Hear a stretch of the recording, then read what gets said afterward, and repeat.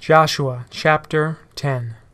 Now Adoni-Zedek, king of Jerusalem, heard that Joshua had taken Ai and totally destroyed it, doing to Ai and its king as he had done to Jericho and its king, and that the people of Gibeon had made a treaty of peace with Israel and had become their allies. He and his people were very much alarmed at this because Gibeon was an important city, like one of the royal cities. It was larger than Ai, and all its men were good fighters. So Adoni-Zedek, king of Jerusalem, appealed to Hoham, king of Hebron, Piram, king of Jarmuth, Japhia, king of Lachish, and Debir, king of Eglon. "Come up and help me attack Gibeon," he said, "because it has made peace with Joshua and the Israelites." Then the 5 kings of the Amorites, the kings of Jerusalem, Hebron, Jarmuth, Lachish, Eglon, joined forces. They moved up with all their troops and took up positions against Gibeon and attacked it. The Gibeonites then sent word to Joshua at the camp of Gilgal, "Do not abandon your servants. Come up to us quickly and save us. Help us, because the Amorite kings from the hill country have joined forces against us." So Joshua marched up from Gilgal with his entire army, including all the best fighting men. The Lord said to Joshua, "Do not be afraid of them. I have given them into your hand. Not one of them will be able to withstand you." After an all-night march from Gilgal, Joshua took them by surprise. The Lord threw them into confusion before Israel. So Joshua and the Israelites defeated them completely at Gibeon. Israel pursued them along the road, going up to Beth Horon, and cut them down all the way to Ezekiah and Makkedah. As they fled before Israel on the road down to Beth Horon to Ezekiah, the Lord hurled large hailstones down on them. More of them died from the hail than were killed by the swords of the Israelites. On the day the Lord gave the Amorites over to Israel, Joshua said to the Lord in the presence of Israel, "Sun, stand still over Gibeon, and you, moon, over the valley of Aijalon."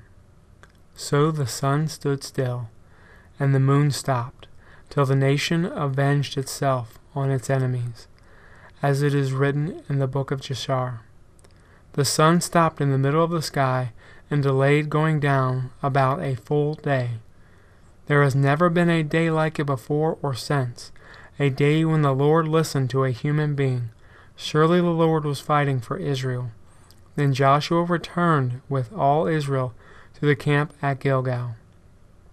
Now the 5 kings had fled and hidden in a cave at Makkedah. When Joshua was told that the 5 kings had been found hiding in the cave at Makkedah, he said, "Roll large rocks up to the mouth of the cave and post some men there to guard it. But don't stop. Pursue your enemies, attack them from the rear, and don't let them reach their cities, for the Lord your God has given them into your hand." So Joshua and the Israelites defeated them completely, but a few survivors managed to reach their fortified cities. The whole army then returned safely to Joshua at the camp of Makkedah, and no one uttered a word against the Israelites. Joshua said, "Open the mouth of the cave and bring those 5 kings out to me." So they brought the 5 kings out of the cave, the kings of Jerusalem, Hebron, Jarmuth, Lachish, and Eglon.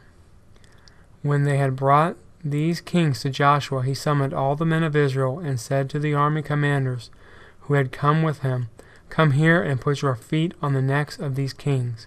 So they came forward and placed their feet on their necks. Joshua said to them, "Do not be afraid. Do not be discouraged. Be strong and courageous. This is what the Lord will do to all the enemies you are going to fight." Then Joshua put the kings to death and exposed their bodies on 5 poles, and they were left hanging on the poles until evening. At sunset Joshua gave the order, And they took them down from the poles and threw them into the cave where they had been hiding. At the mouth of the cave they placed large rocks, which are there to this day. That day Joshua took Makkedah.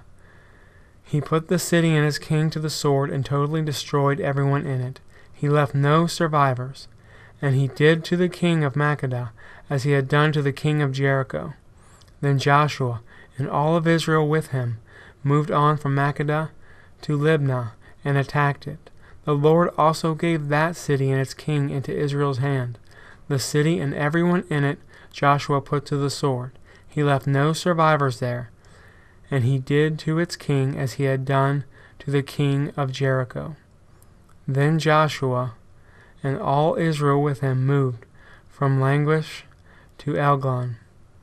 And they took up their positions against it and attacked it. They captured it the same day and put it to the sword and totally destroyed everyone in it, just as they had done to Lachish. Then Joshua and all Israel went up to Eglon, to Hebron, and attacked it. They took the city and put it to the sword, together with its king, its villages, and everyone in it. They left no survivors. Just as at Eglon, they totally destroyed it and everyone in it. Then Joshua and all Israel with him turned around and attacked Debir. They took the city, its king, and its villages, and put them to the sword. Everyone in it they totally destroyed. They left no survivors. They did to Debir and its king as they had done to Libnah and its king and to Hebron. So Joshua subdued the whole region, including the hill country, the Negev, the western foothills, the mountain slopes, together with all their kings. He left no survivors. He totally destroyed all who breathed, just as the Lord, the God of Israel, had commanded. Joshua subdued them from Kadesh Barnea to Gaza, and from the whole region of Goshen to Gibeon. All these kings and their lands Joshua conquered in one campaign, because the Lord, the God of Israel, fought for Israel. Then Joshua returned with all Israel to the camp at Gilgal.